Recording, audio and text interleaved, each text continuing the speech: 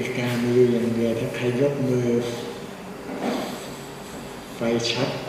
สับไฟสปาร์กได้ก็ถือว่านั่นแหละผู้นั้นเข้าใกล้เข้าใกล้มรรคผลแล้วเพราะเรามาฝึกตรงนี้ก็คือฝึกเรากำลังจะมาฝึกจับตัวเหี้ยนะตัวเหี้ยมีรู6 รูตรงนี้แหละถ้าเราเข้าใจตรงนี้แล้วเราก็จะไม่สงสัยอะไรนะไม่สงสัยเพราะว่าพระโพธิลักษณ์ก็อย่างท่านสมเด็จพระอรหันต์ด้วยกันจับเหี้ยมีรู6 รูก็คืออายตนะทั้ง6เนี่ยตาหูจมูกลิ้นกายใจเนี่ยถ้าเราเข้าใจตรงนี้แล้วเราก็จะไม่ได้มีอะไรสิ่งที่เราทำนี่คือสิ่งที่ถูกต้องจักษุวิญญาณโสตวิญญาณคานวิญญาณชิวหาวิญญาณกายวิญญาณมโนวิญญาณเอาวิญญาณมารับรู้ทั้งอายตนะทั้ง6เลยแล้วเราก็กำลังทำกายวิญญาณเรากำลังจับฐานกายวิญญาณให้เห็นฐานกายเนี่ยกายวิญญาณมันทำงานเกิดขึ้นดับไปถ้าเราเข้าใจอย่างนี้เราไม่ผิดนะถ้าเราพูดอย่างนี้แล้วญาติโยมไม่เข้าใจเนี่ยอาตมาก็ไม่รู้จะพูดยังไงเหมือนกันนะเพราะว่าเราก็มีคนที่เขาทำได้แล้วเนี่ยอย่างโพธิลักษณ์ไตรลังเปล่าเขาก็ทำได้พระพุทธเจ้าก็สอนให้ทุกคนเนี่ยนะเรียกว่าพระอรหันต์เยอะแยะไปหมดแล้วก็ท่านก็พูดเรื่องนี้แหละพูดเรื่องพวกเรียกว่ามาสติปัฏฐาน4นี่นะให้มารู้กายในกายนะเนี่ยเดี๋ยวนี้เราก็กำลังทำกายในกายอยู่จับกายวิญญาณที่ก็อยู่ในกายในกายของมหาสติปัฏฐาน4ก็คือเรามาฝึกเพื่อที่ให้สติเป็นมหาสติในฐานทั้ง4ฉะนั้นถ้าเราเข้าใจตรงนี้นะแล้วเราจะไม่สับสนเลยนะพยายามยกมือไว้นะมือแล้วไฟไม่แลบนะเพราะมันเป็นกติกาคือว่าถ้าใครยกแล้วมันสปาร์กได้นั่นคือท่านจับฐานกายวิญญาณได้ชัดเจนถ้าท่านจับได้ชัดเจนมันก็ถือว่าท่านเดินทางสิ่งที่ท่านกำลังทำเนี่ยมันเข้าใกล้ถ้าจับกายวิญญาณได้มันก็เดี๋ยวอย่างอื่นก็ได้หมดอายตนะทั้ง6เนี่ยจักษุวิญญาณโสตวิญญาณคานวิญญาณชิวหาวิญญาณกายวิญญาณมโนวิญญาณนั่นจับได้หมดแต่ต้องจับทีละด่านนะทีละประตูทีละรูมี6 รูใช่ไหมจับตัวเหี้ยก็ต้องจับทีละรูไปจับ6 รูเลยมันจับไม่ทันใช่ไหมฉะนั้นเรามาทำตรงนี้มันเป็นสิ่งที่ถูกต้องแล้วถ้าท่านจับได้แล้วเดี๋ยวท่านจะรู้ว่าโอ้สติมันเป็นมหาสติมันว่องไวเนี่ยผัสสะที่มันเกิดเนี่ยเพราะทุกข์มันจะเกิดจากผัสสะก็ผัสสะทางอายตนะทั้ง6นี่แหละมันไม่ได้เกิดทางไหนเลยนะทุกข์เนี่ยความทุกข์นี่ไม่ได้เกิดตรงไหนเลยนะทุกข์มันทุกข์เกิดจากผัสสะเพราะผัสสะตากระทบรูปแล้วมันเกิดอะไรขึ้นพอเห็นรูปแล้วเกิดพอใจไม่พอใจเกิดเวทนาเกิดเวทนาพอใจหรือไม่พอใจสุขทุกข์หรือเฉยๆเกิดกรรมตัณหาภวตัณหาวิภวตัณหากรรมตัณหาก็คือความทะยานอยากภวตัณหาก็คืออยากได้มาวิภวตัณหาคือพอได้มาแล้วก็ไม่อยากได้แล้วผลักออกไปไม่เอานี่ก็คือด่านเขาตรงนี้ใช่ไหมผัสจากผัสสะนี่แหละมันทำให้เกิดเวทนาเพราะผัสสะมันไม่เกิดรูปแล้วก็มาเกิดเวทนาแล้วก็เกิดสัญญาจำได้ก็จำได้ที่ว่าตัณหาเนี่ยการตัณหาเพราะว่าตัณหาเนี่ยที่มันเกิดขึ้นมาเนี่ยสัญญาก็จำมันไปรู้เลยจำนะพอจำได้แล้วสังขารจะปรุงเดี๋ยวนี้ไหมหรือจะไม่ปรุงหรือจะปรุงเดือนหน้าปีหน้าก็ได้บางที10 ปีก็มาปรุงได้โอ้โหเศร้าโศกเสียใจโกรธเหมือนมาว่าเราได้เห็นไหม นั่นแหละภาษาทางหูเขาว่าได้เห็นไหมจำไว้เลยนี่นะอันนี้ฉะนั้นเราจะปรุงเมื่อไหร่ก็ได้สังขารเป็นตัวปรุงแต่งของขันธ์ห้าวิญญาณก็ตัวเป็นสัญญติสืบต่อรับรู้สืบต่อเนื่องไปนี่ถ้าเราเข้าใจตรงนี้ก็คือทุกข์เกิดจากผัสสะตรงนี้ใช่ไหมทุกข์มีไว้ให้รู้นะสมุทัยมีไว้ให้ละก็สมุทัยก็เราก็รู้อยู่แล้วว่าผัสสะนี่เป็นตัวให้เกิดทุกข์เนี่ยเป็นสมุทัยเหตุให้เกิดทุกข์แล้วก็พยายามสำรวมระวังสิสำรวมระวังอายตนะสิเราอย่าไปแล้วก็ไม่ไปแส่สายเลยแหมเขาคุยกันก็เอาหูก็ไปไหนไปฟังเขาคุยอะไรกันวะที่ไหนได้นึกว่าคุยเรื่องเราแล้วใช่ไหมนินทาเราหรือเปล่าโอ้ปรุงแต่งอะไรนู่นนะนี่ก็ทุกข์จากอายตนะทางหูนี่แหละไปแอบเขาคุยกันเราก็เขาไม่ได้คุยเรื่องเราก็ยังเอาหูเข้าไปเสือกเข้าไปสอดเข้าไปรับรู้เนี่ยมันทุกข์จากผัสสะทางอายตนะนี่แหละทั้งหมดนะถ้าเรารู้อย่างนี้แล้วก็รู้ว่ามันเหตุให้เกิดทุกข์ก็คือผัสสะตัวนี้แล้วก็พยายามสำรวมซะเก็บเหมือนเต่าเก็บกระดองเก็บหัวกดหัวอยู่ในกระดองพอกดหัวอยู่ในกระดองมันก็ศัตรูก็ไม่สามารถมาทำได้นะเต่ามันกดหัวกดขาอวัยวะทั้งหมดมันหดไว้หมดศัตรูก็ทำอะไรไม่ได้เราก็เหมือนกันไปบินทบาทขึ้นมาสำรวมนะมองไม่เกิน2 วา 3 วาแต่ไม่ใช่มองมาสายไปเลยนะเหมือนกับหาเรดาร์เลยหาทุกข์เลยพอไปเจอตรงนี้พอใจไม่พอใจแล้วก็ปรุงแต่งไปหมดโอมเป็นทุกข์ไปหมดไปรับเรื่องแบบไปบินทบาทก็มีแต่ปัญหารับเรื่องโอ้ไอ้นั่นดีไอ้นี่ไม่ดีเห็นพอใจไม่พอใจมันก็เท่ากับเราไปรับทุกข์หนึ่งแต่ถ้าเราสำรวมอยู่เราไม่รับรู้มีหน้าที่เปิดบาตรรับบาตรให้พรจบมันก็ไม่ต้องไปรับไม่ต้องมาปรุงแต่งอะไรถ้าเราเข้าใจตรงนี้นะอริยสัจสี่มันก็อยู่ตรงนี้แหละใช่ไหมอยู่ที่ผัสสะนี่แหละทุกข์ก็มีไว้สมุทัยมีไว้ให้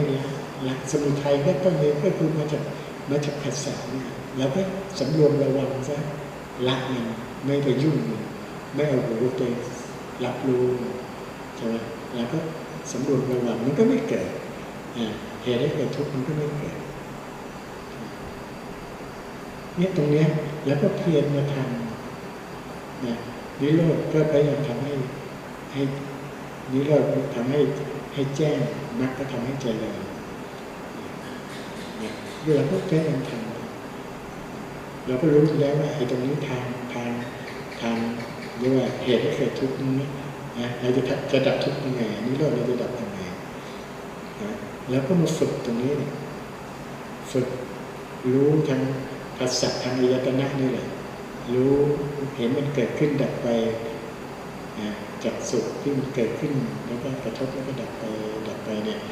วิญญาณมารับรู้ตรงนี้รับรู้เมื่อเข้ามันเป็นการสำรวมใช่ไหม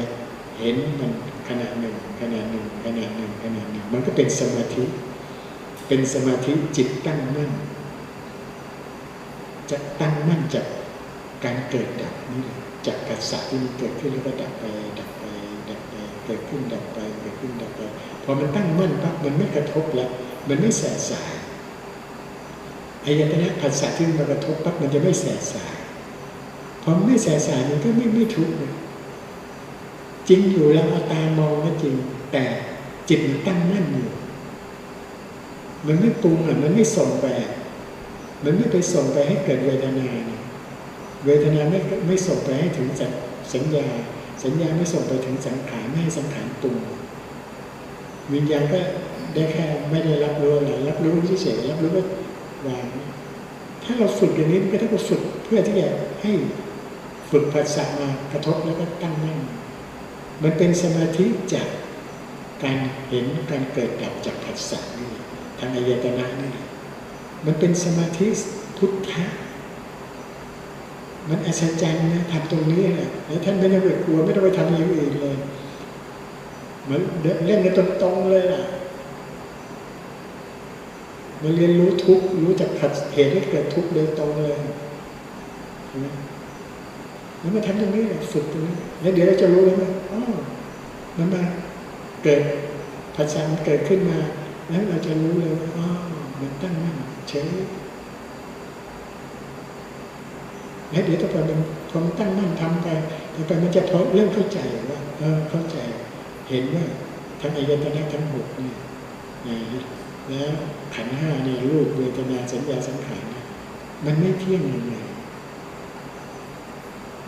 มันแปรเปลี่ยนยังไงมันเป็นทุกข์ยังไงมันจะเข้าใจแล้วมันจะค่อยๆเข้าใจว่าอ๋อมันไม่ใช่ตัวไม่ใช่ตนนี่เราไปหลงยึดมั่นถือมั่นแล้วลองฝึกนะอาตมาฝึกหมดอ่ะอาตมาถ้าเกิดร่างกายเกิดบาดแผลเนี่ยอาตมาจะรู้มองเลยเนี่ยเมื่อเร็วๆนี้ก็โดนตีนิ้วแตกเนี่ยอาตมาจิตมันตั้งมั่นเฉยไม่มีอะไรเนี่ยมันเห็นว่าไม่ใช่ตัวไม่ใช่กายและจิตมันแยกกันทำงานมันเฉยมันเห็นว่านี่มันเรื่องของร่างกายครับมันจิตมันไม่ไปสนใจแล้วมันไม่ไปโกรธคนตีเลย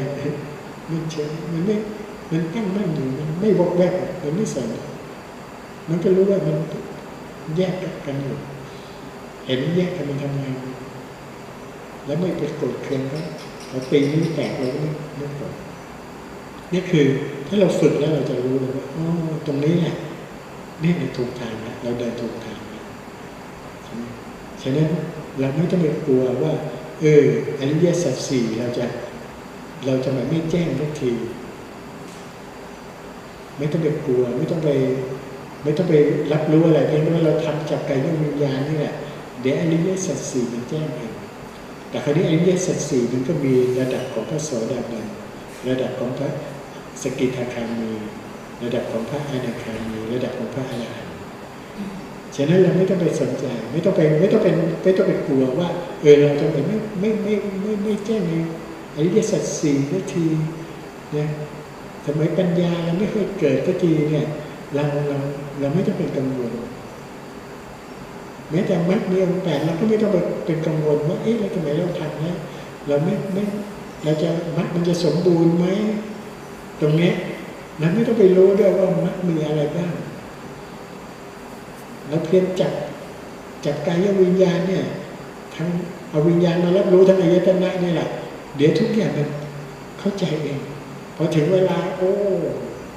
งค์แห่งมรรคมันประชุมกันอย่างนี้มรรคมันรวมอย่างนี้มรรคเป็นมรรคสมุทัยนี้เป็นสมุ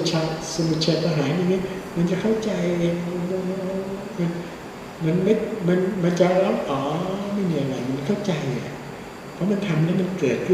ความอัศจรรย์ที่จิตได้แล้วมันจะเข้าใจพอมันเข้าใจมันก็ไม่สงสัย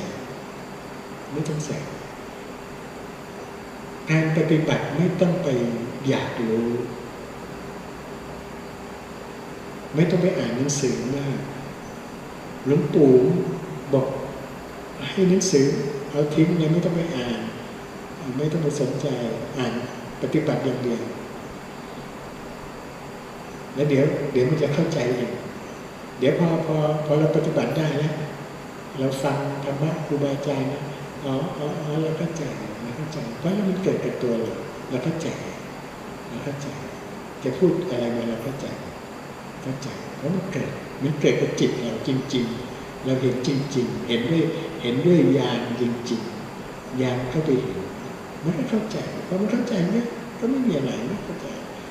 ธรรมะที่พระพุทธเจ้าตรัสมามันก็เป็นจริงทุกอย่างแล้วก็เข้าใจ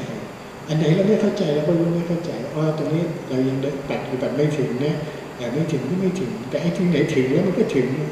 เพราะระดับเราปฏิบัติเราขนาดนี้มันโอเคสมมติเราอยู่ในขั้นพระโสดาบันเราก็รู้ระดับพระโสดาบันก็รู้แค่ความเกิดดับแจ้งในความเกิดดับ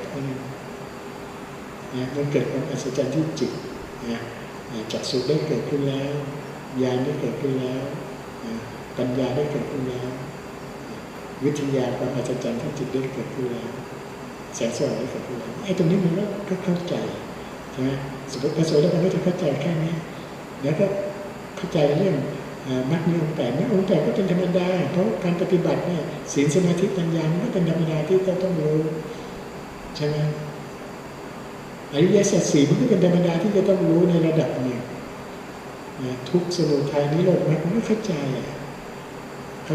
แล้วเราก็กำลังปฏิบัติในอายตนะทั้ง6เนี่ยผัสสะทั้งหมดเนี่ยใช่ไหมผัสสะทางอายตนะทั้งหมดมันก็ถ้าเกิดเหตุที่เกิดทุกข์มันก็เกิดมันก็คือผัสสะเนี่ยเพราะเราก็กำลังทำอริยสัจสี่ให้มันแจ้งอยู่แล้วก็เข้าใจไปในตามสเต็ปของเขาเราไม่ต้องไปรีบว่าโอ้เราจะต้องแจ้งอย่างนี้เพื่อที่จะไปพูดไปอวดไม่ต้องไปคิดอย่างนั้นว่าเราจะต้องไปอวดรู้อวดอะไรแต่มันเข้าใจจิตเราเข้าใจก็ยอมรับว่าเข้าใจก็เข้าใจไว้แค่นั้นเองแล้วเราไม่จำเป็นต้องไปอวดไปบอกคนนู้นคนนี้ไม่จำเป็นเขาไม่ถามเราก็ไม่พูดเตือนเรื่องราวถ้าเขาถามมาเขาปรึกษาก็ยินดีที่จะบอกใช่ไหมก็อย่างนั้นเราไม่จำเป็นต้องไปพูดมากนักปฏิบัติไม่ต้องพูดมากลงมือปฏิบัติอย่างเดียวเพียรอย่างเดียวปฏิบัติอย่างเดียวพูดให้น้อยนะแล้วยิ่งโควิดมีเงี้ยก็พยายามพยายามจะคุยกันแล้วก็ต้องจัดระยะห่างนะอย่างน้อยก็2 เมตรขึ้นไปนะถ้าใครมีอาการคอแห้งมีอาการไอก็ต้องให้ห่าง3 เมตรออกไปอยู่ห่างๆและต้องใส่แมสนะคราวนี้ไปบิณฑบาตก็ต้องพยายามล้างมือใส่แมสทุกนั่นนะจะขึ้นรถพอขึ้นรถปั๊บก็ต้องล้างแอลกอฮอล์ฉีดแอลกอฮอล์เพื่อที่จะเซฟตัวเองแต่คราวนี้เราอยู่กันหลายคนทุกคนก็ต้องช่วยกันเซฟเพราะบางคนออกไปข้างนอกเนี่ยกลับมาเนี่ยก็ต้องช่วยกันเซฟต้องระวังถ้าเกิดมันเข้ามาแล้วสักคนหนึ่งเนี่ยมันต่อให้เซฟยังไงมันก็อดไม่ได้เดี๋ยวมันก็จะต้องติดกันหมดแหละใช่ป่ะแต่ครั้งนี้ถ้าติดเราก็ต้องเตรียมพร้อมนะอาตมาเตรียมพร้อมเตรียมยาไว้ให้นะที่ว่าจะสู้กับไวรัสโคโรนาตัวนี้นะสมุนไพรตัวนี้อาตมาทดลองมาแล้วแต่มันไม่ใช่ตัวนี้เพราะว่าไวรัสโคโรนานี่ก็คือไวรัสจากโรคซาร์กับโรค HIV เอามาผสมกันนะแต่อาตมาเคยทดลองกับโรคซาร์มาแล้วสู้ซาร์ได้เพราะโรคมันไก่ตายกันหมดเลยตายกันเยอะมากเลยแต่บ้านพี่เขยท่านเลี้ยงไก่ชนอาตมาก็ชอบตรงนี้เนี่ยกำลังเรียนสมุนไพรมานี่กำลังร้อนวิชาอยู่บอกว่าเขาจะให้ข้าวไม่ต้องข้าวไม่ต้องข้าวเก็บไว้เดี๋ยวเอายาสมุนไพรไปให้กินรอบบ้านนี่ตายกันหมดเลยในหมู่บ้านนี่ตายหมดเลยนะไก่เป็ดตายหมดเลยเหลือบ้านไก่อยู่บ้านเดียวที่เราเอาสมุนไพรไปให้กินสั่งให้กินแต่นั้นไม่ตายทั้งตัวชาวบ้านโอ้ยดีใจเลยโอ้ว่ามันแปลกเลยคนอื่นก็ตายหมดไม่มีตายกันเป็ดหมดแล้วไก่หมดแล้วหมดบ้านหมดมีบ้านนี้ไม่ตายคืออาตมามั่นใจนะแต่คราวนี้พอมาเป็นโคโรนาอาตมามันสองเชื้อเนี่ยแต่ถามว่าส่วนลึกๆกลัวไหมไม่กลัวถึงนั้นก็ต้องเป็นการมาพิสูจน์มาเป็นการลองแต่เรารู้แล้วว่าตัวนี้มันจะต้องสมุนไพรเนี่ยสู้ได้ตัวฟ้าทลายโจรเนี่ยสู้ได้แต่ก็ต้องมีตัวผู้ช่วยกองรบมีหน่วยหน้ามีกองหนุนมันต้องมีสมุนไพรตัวหนุนด้วยไปหนุนเพื่อที่จะสู้ถ้าตัวเดียวฟ้าทลายโจรตัวเดียวก็อาจจะเอาไม่อยู่ใช่ไหมคราวนี้มันต้องมีตัวกองหนุนอาจจะมาไปรักษาคนเนี่ย ไอ้จริงๆคนเนี่ยจะมามองเลยแล้วไปประมองเกี่ยวกับสัตว์เนี่ยพวกไก่พวกอะไรเนี่ยอันนี้ที่อาตมาเคยทดลองมาเนี่ยเพราะไก่เนี่ยพอมันป่วยเนี่ยขี้มันจะขาวพอขี้มันขาวเนี่ยเรารู้แล้วว่าเนี่ยเขาไปทำเกี่ยวกับรับเชื้อแล้วเขาก็จะต้องขี้ขาวขี้เหลวออกมาแล้วมันจะนั่นแหละแสดงว่าเขาเริ่มป่วยแล้วเราก็ต้องมีเป็นตัวฆ่าเชื้อแล้วก็ไปตัวที่ทำให้ลดการท้องเสียด้วยเพื่อไปช่วยสุดท้ายมันก็ไก่ก็หายไม่ตายอาตมาไม่ได้ทำไม่มีเวลาอาตมาทำงานวิจัยแค่งานแค่คนนี่ก็มันทำไม่ไหวไม่มีมือถ้าเราไปทำกษัตริย์เนี้ยมันก็มีรายได้ทำได้ทำกษัตริย์แล้วก็ทำกับต้นไม้ทำกับทุกอย่างเนี่ยมันทำได้หมดแหละแต่คราวนี้เราไม่มีมือและอีกอย่างหนึ่งเราต้องการจะมาบวชเพื่อที่จะ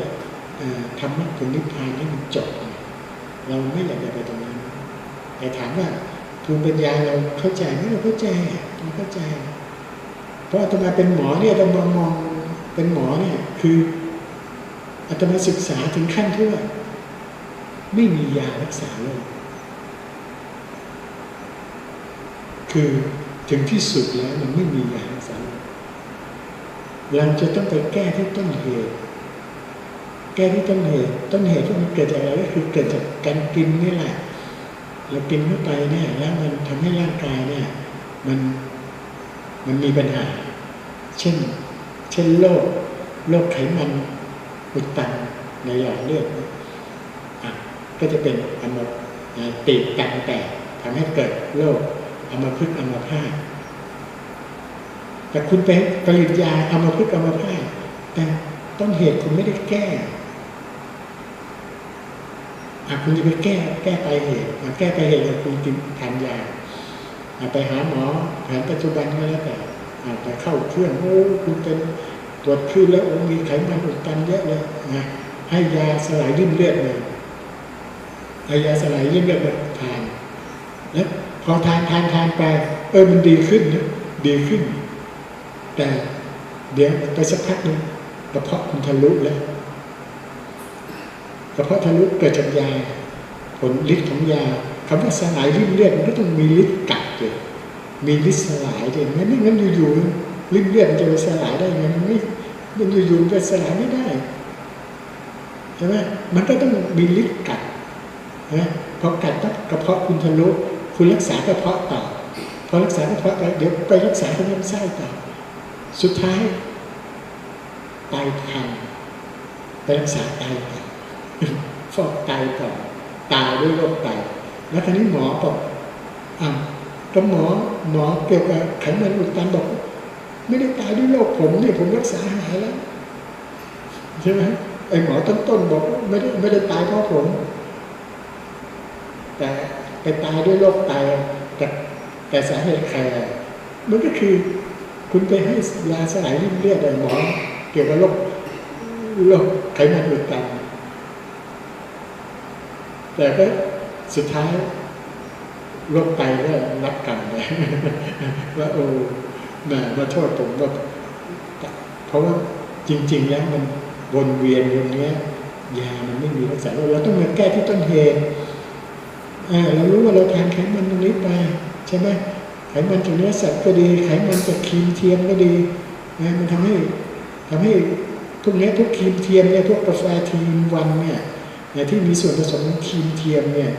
พวกขนมเค้กพวกอะไรต่ออะไรที่ทำเกิดจากน้ำมันทานเนี่ยครีมเทียมพวกนี้มันเป็นต้นเหตุของโรคไขมันอุดตันและต้นเหตุของอัมพฤกษ์อัมพาต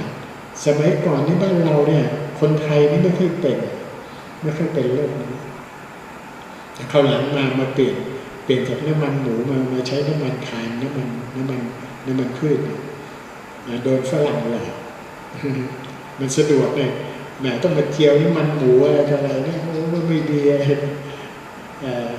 สุดท้ายพอเรามาใช้กันนี้เดี๋ยวนี้กลายเป็นคนมาเป็นอัมพฤกษ์อัมพาตกันเยอะเลยแล้วยิ่งมันมีกาแฟทีนวัน กาแฟทีนวันนี้โอ้มันง่ายมีชงโอ้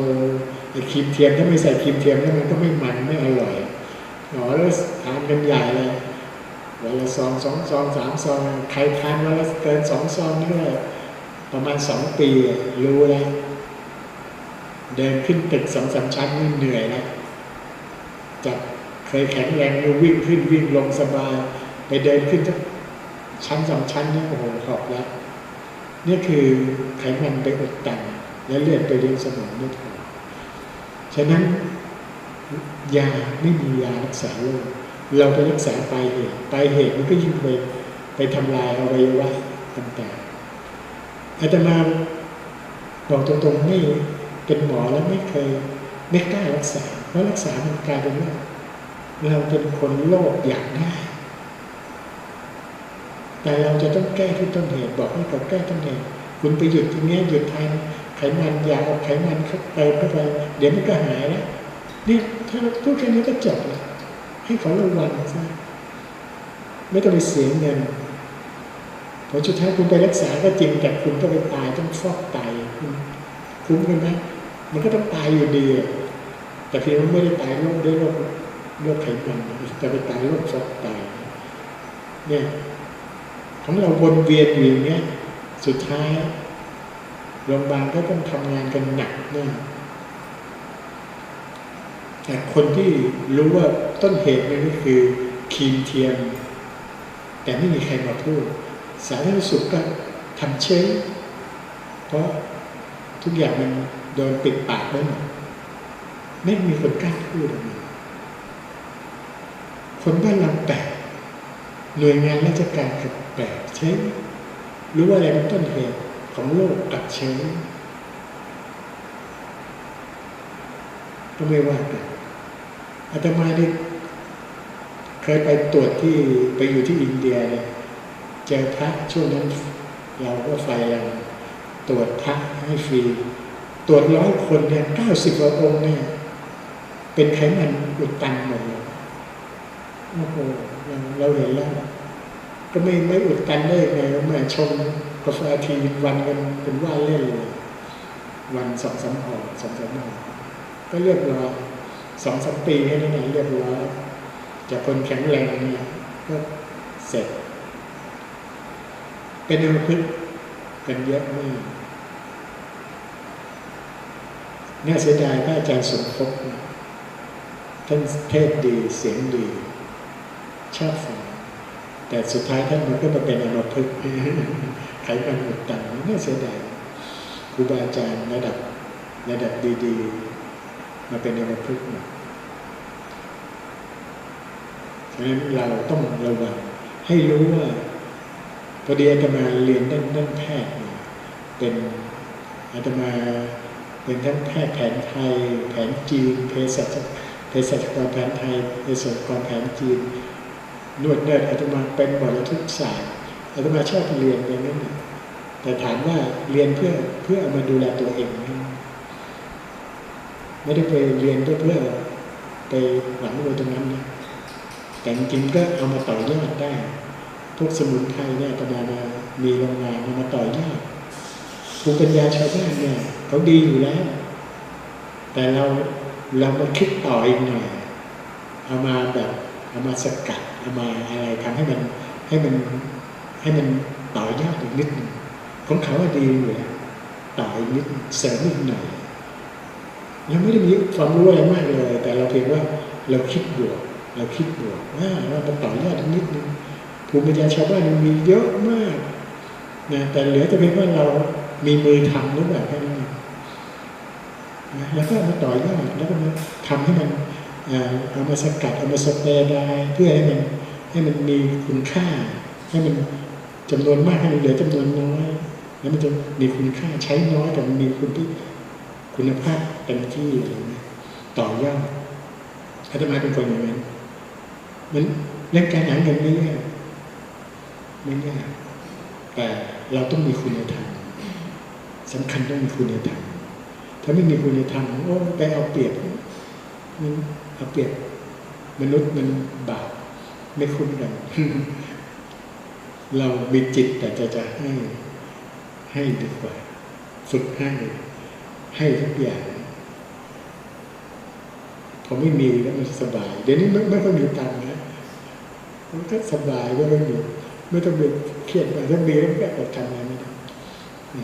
อยู่แบบไม่มีสบายเป็นพักนี่ไม่ต้องใช้อะไรญาติโยมก็ทำบุญกันเราเป็นสะพานบุญให้ญาติโยม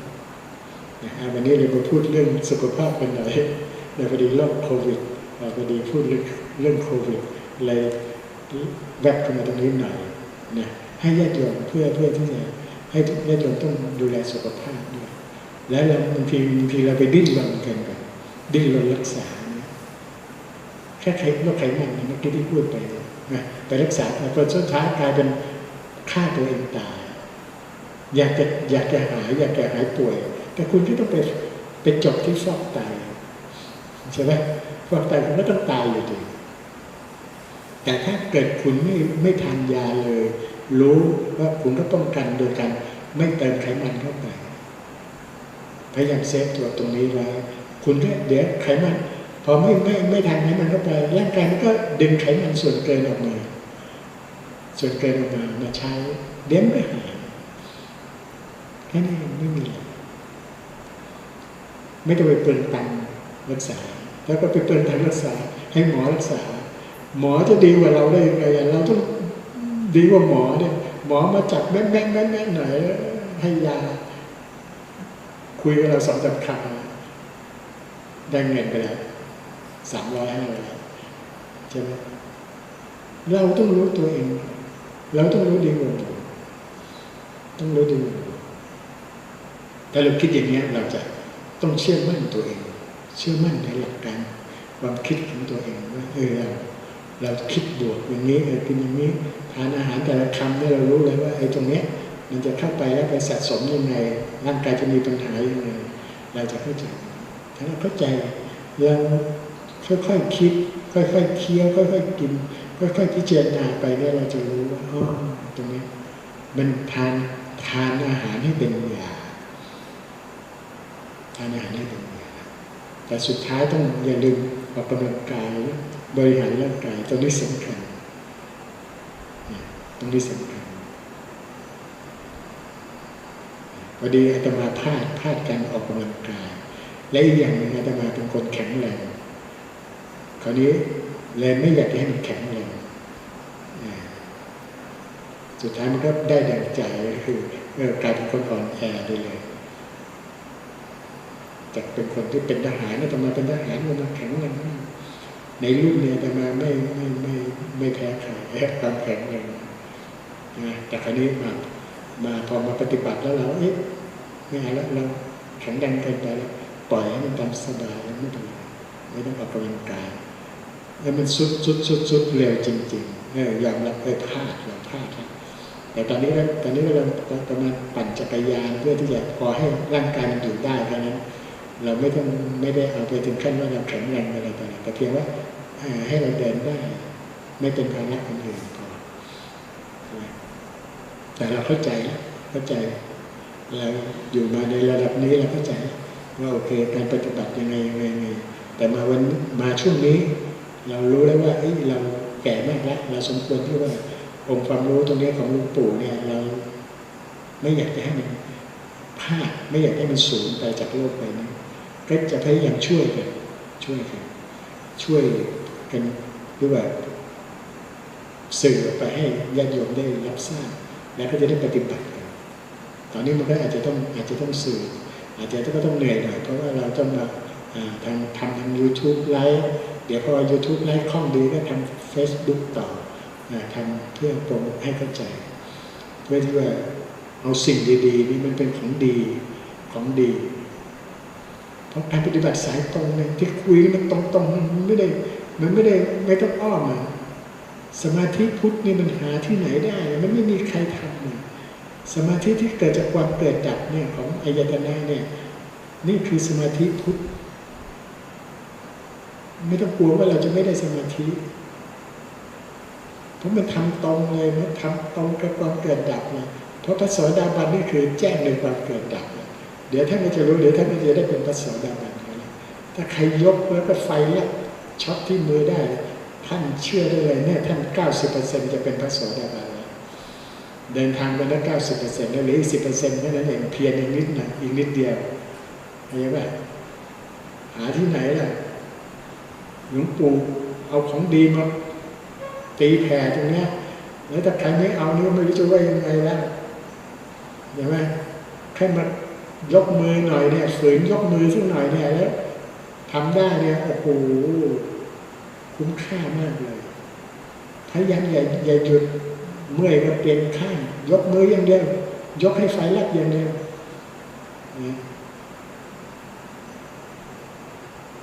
ยกให้ไฟลับอันนี้เรื่องจริงนะไฟมันจะช็อตสู้ซ่าเลยสู้ซ่าที่นิ้วเทคนิคมันมีง่ายๆการยกมือก่อนยกเนี่ยท่านทำใจให้สบายๆหายใจเข้าให้เต็มปอด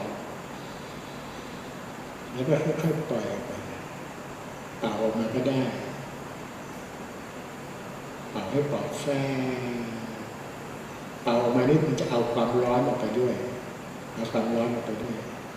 เอาแก๊สที่มันเป็นแก๊สพิษออกไปด้วยแล้วไปหายใจเข้าหายใจเข้าทางจมูกเวลาเป่าทางปากเอาแก๊สพิษเป็นแก๊สที่มันส่วนเกินเอาออกไปช่องว่างที่มันไปอยู่ที่ไม่มีประโยชน์เอาออกไปทำสัก3 ครั้งแล้วเดี๋ยวนี้ร่างกายก็จะเย็นสบายเบาดีแล้วเวลาเป่าช้าๆค่อย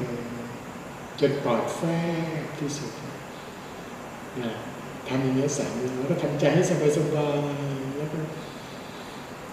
ไม่ต้องไปเก่งเบาๆสบายๆยกมือจับความรู้สึกเอาวิญญาณมารับรู้เอาสติมาแนบที่ฝ่ามือนะมีสัมปชัญญะสัมปชานโนมาอยู่รู้ตัวทั่วพร้อมรู้ตัวทั่วพร้อมสัมปชัญญะจับความรู้สึกอาตาปีสัมปชัญญะสติมาตรงนี้สัมปชัญญะสำคัญคือความรู้สึกตรงนี้เรากำลังมาจับความรู้สึกเอาวิญญาณมารับรู้ความรู้สึกทางอายตนะนี่ตรงนี้สำคัญ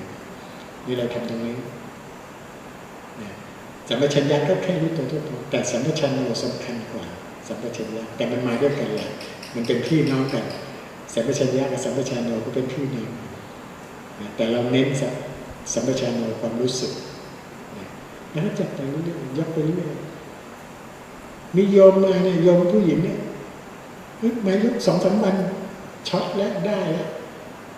มีแล้วก็มาทำวัน2 วันก็ได้แล้วสำคัญเทคนิคตรงนี้ไม่ต้องไปจ้องมากไม่ต้องไปอยากได้มากนะทำเบาๆสบายๆทำใจให้สบายๆไม่ต้องไปเก่งเบาๆเดี๋ยวมันสปาร์กเลย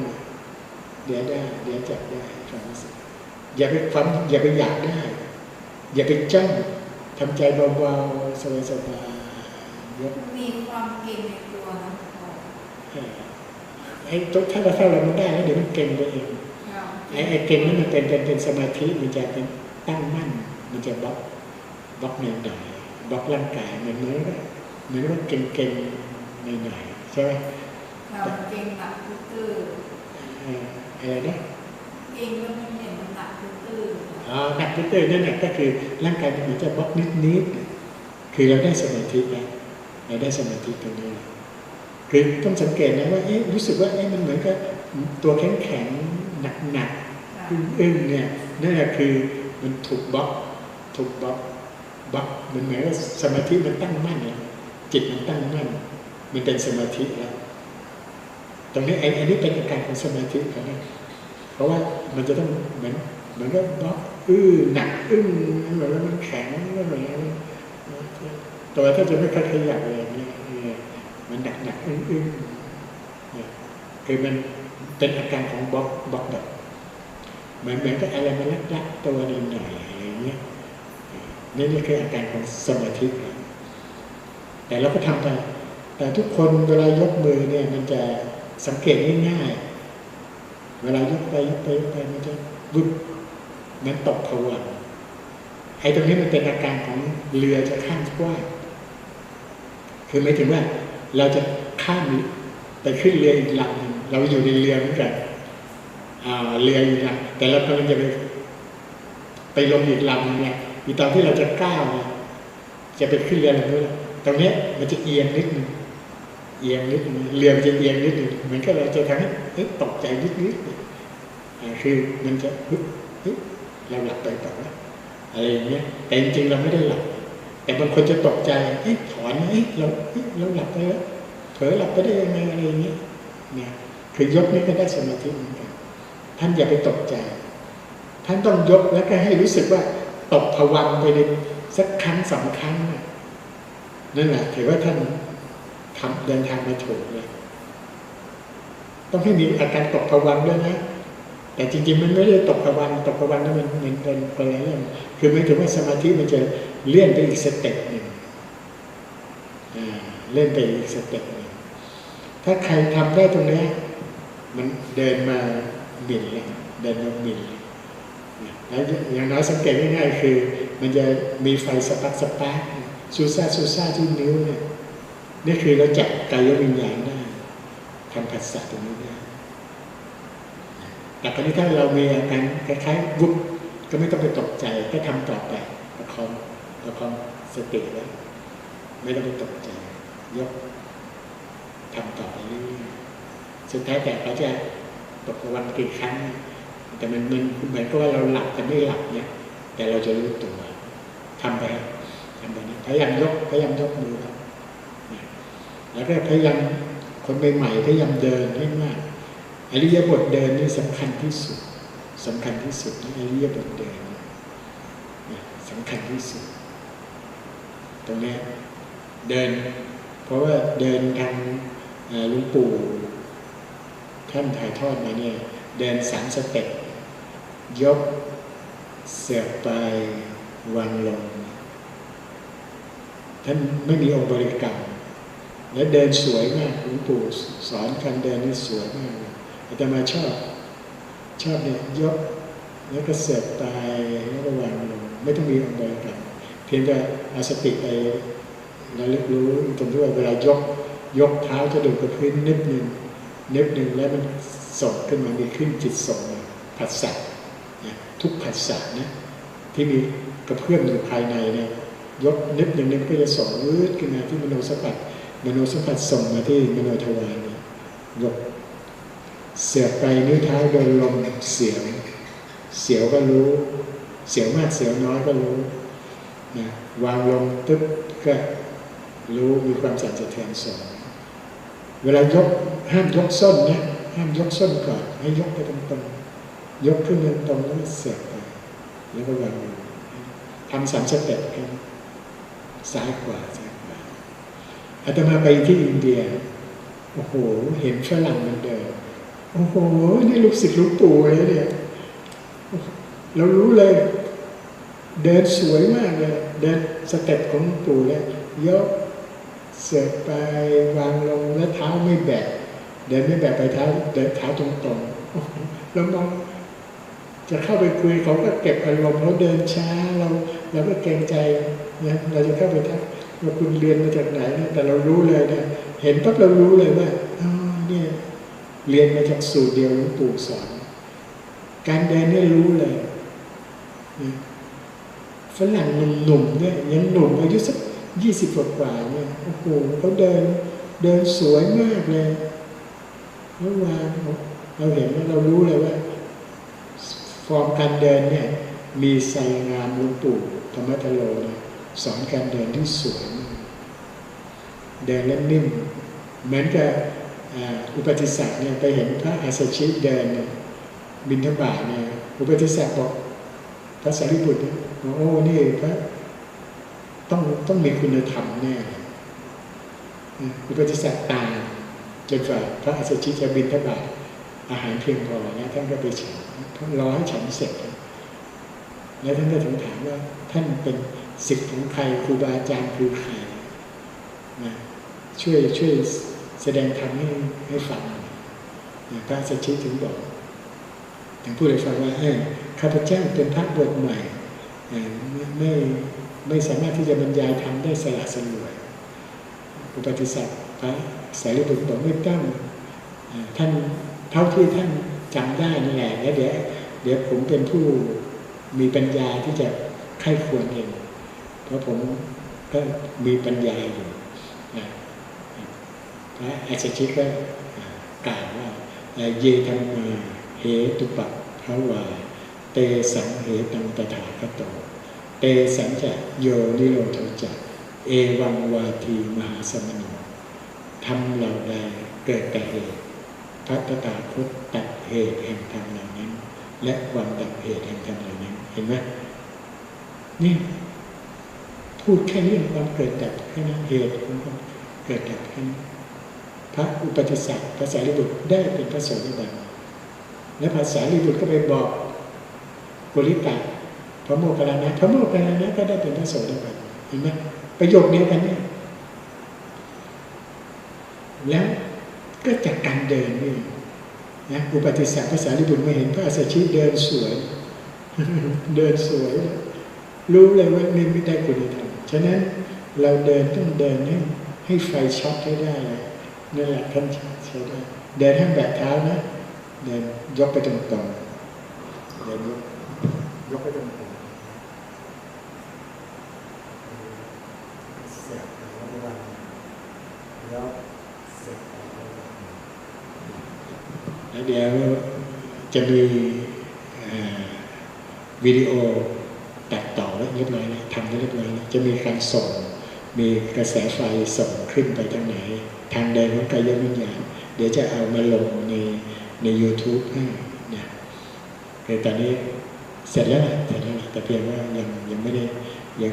เอามาจัดระบบนิดหนึ่งนะตรงนี้ก็จะทำไว้ให้ญาติโยมได้เข้าใจว่าทางเดินของกายวิญญาณเป็นยังไงเกิดขึ้นยังไงดับไปยังไงนะมันจะง่ายและมันจะไม่สับสนก็โชคดีที่ว่าตอนนี้มันเทคโนโลยีมันช่วยเราได้เยอะนะเรามาอยู่ในยุคโลกาภิวัตน์ยุคอินเทอร์เน็ตเนี่ยมันก็ต้องเอาอินเทอร์เน็ตมาใช้ให้เป็นประโยชน์นะตรงนี้คนอยู่ต่างจังหวัดอยู่ต่างประเทศก็สามารถ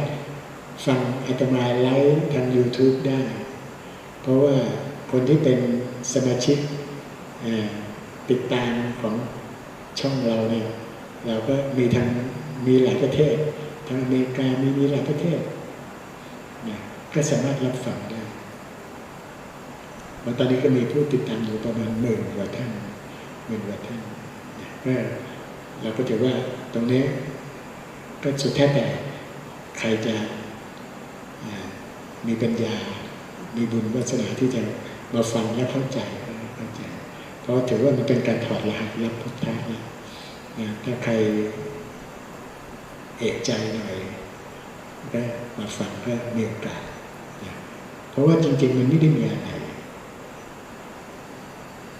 ทำยังไงว่าสิ่งที่เรา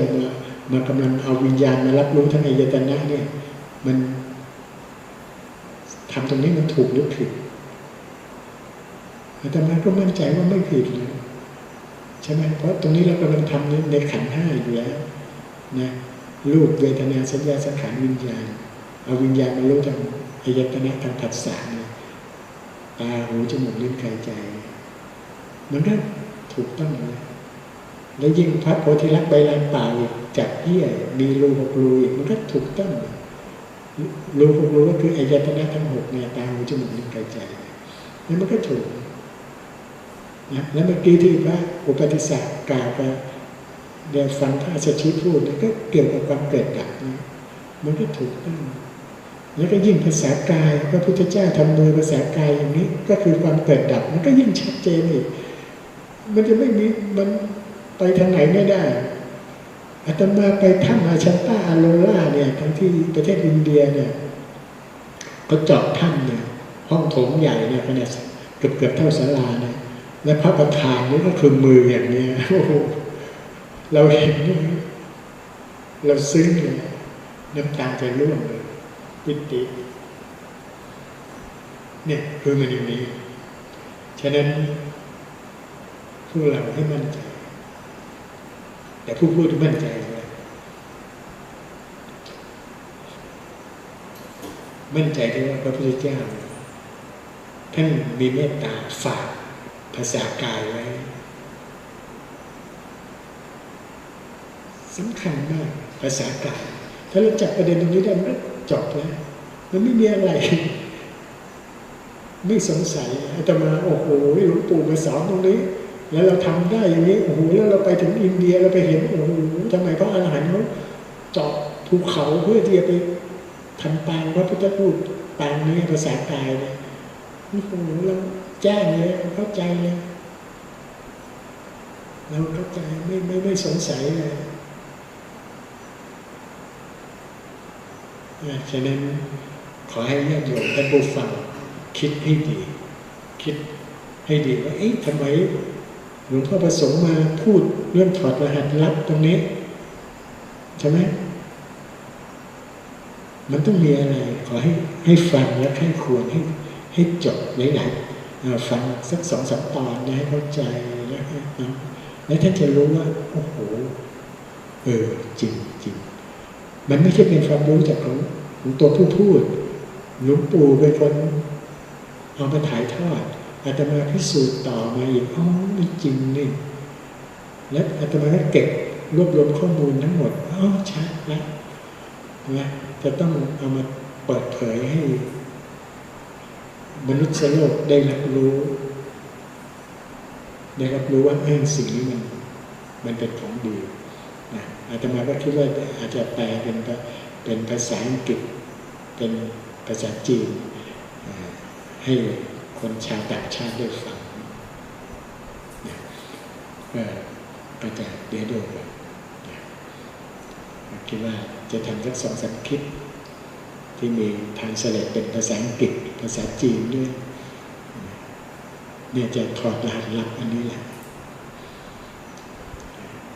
คือถ้าใครฟังก็จะเข้าใจ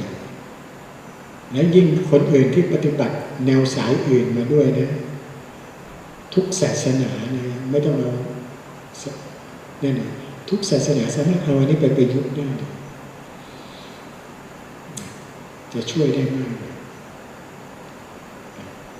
การถอดรหัสลับเนี่ยเอาวิญญาณมารับรู้ทางอายตนะทั้ง6เนี่ยถ้าทุกศาสนามาทำตรงนี้แล้วก็มันโลกนี้จะน่าอยู่โลกนี้จะน่าอยู่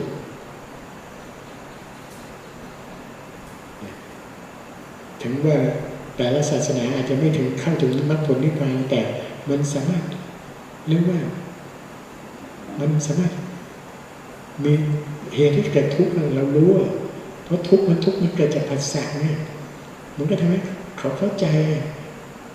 เขาก็ต้องการทุกข์นะได้แล้วเพราะเขามาฝึกเนี่ย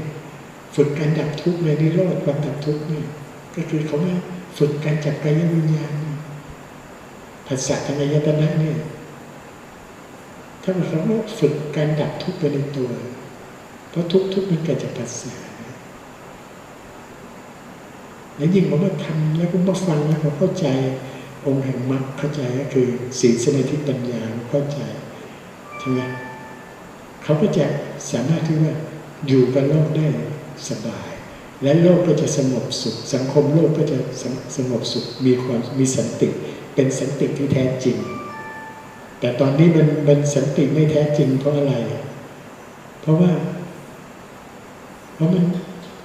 มันเป็นสันติแบบหลอกใช่ไหมมันไม่ใช่สันติที่แท้จริงแต่ละศาสนาพูดกันว่าอยากจะมีสันติแต่คราวนี้ที่ภาคใต้เราเป็นไงชาวพุทธก็ถูกเอาเปรียบอะไรต่ออะไรนะคราวนี้ถ้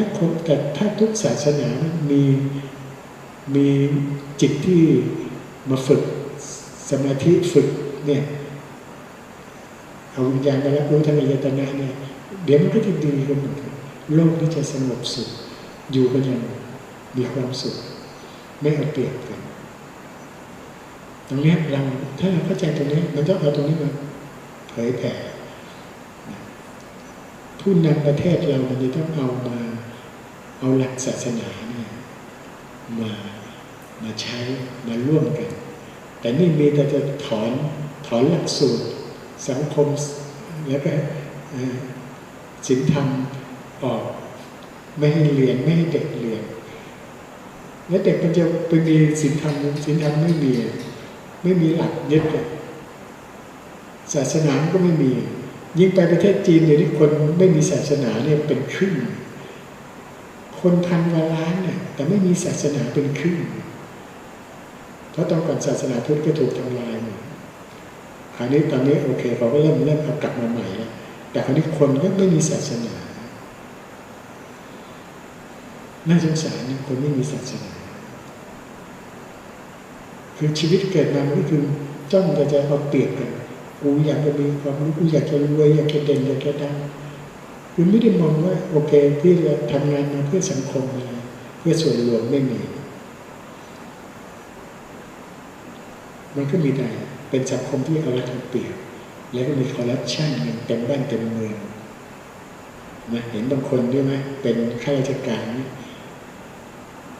เงินเต็มตู้เลยแล้วเอาคอร์รัปชันเงินทองเต็มตู้เหล็กไม่รู้จะกี่ร้อยล้านพันล้านก็คือคนทำมาเพื่อหวังมากอบโกยอย่างเดียวตอนนี้กอบโกยถ้าไปกอบโกยดีมันไม่เป็นไรคุณต้องรู้ทำให้เป็นเนี่ย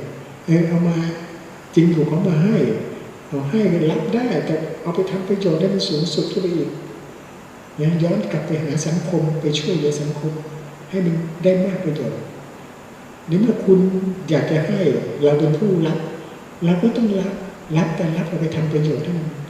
มีค่าสูงสุดสิมันก็ประเทศชาติไม่เจริญแต่อันนี้เอาเงินไปเป็นหมื่นล้านเป็นแสนล้านแต่เอาเป็นกอดอยู่ได้แล้วไม่ทำอะไรแล้วตายไปก็เอาไปไม่ได้ถ้าเราเข้าใจว่าตายไปไม่ได้เราก็ต้องรีบเอามาทำประโยชน์ให้กับสังคมอันไหนที่มันเป็นประโยชน์แจกจ่ายไปเราทำรวยแล้วเนี่ยมันก็ต้องทำแจกจ่ายไปมันไม่ประเทศชาติมันไม่ยิ่งเจริญแต่คราวนี้คนรวยเนี่ยมันมีไม่กี่เปอร์เซ็นต์มันคิดไม่เป็นคิดแต่จะเอาเปรียบแต่ไอ้ตรงนี้เราไม่ว่าคุณรวยคุณถือว่าคุณเก่งเราไม่ว่าแต่คุณไม่ต้องคิดว่าคุณจะทำเพื่อสังคมยังไงใช่ไหมตรงไหนที่มันเอาเปรียบเกินไปมันก็ไม่ถูกเช่นคุณเอา10คนเดียวคนอื่นไม่ได้ค้าขายอันนี้คุณได้คนเดียวอะไรเงี้ยมันมีหลายที่หลายอย่างที่ไม่อยากจะนะคือเอาเปรียบคนอื่นด้วยไม่เป็นเสรีทางการค้าหมายวันนี้โยงหลายเรื่องเอางั้นก็เอาแค่นี้ก่อนเดี๋ยวจะไปกระทบกับทาง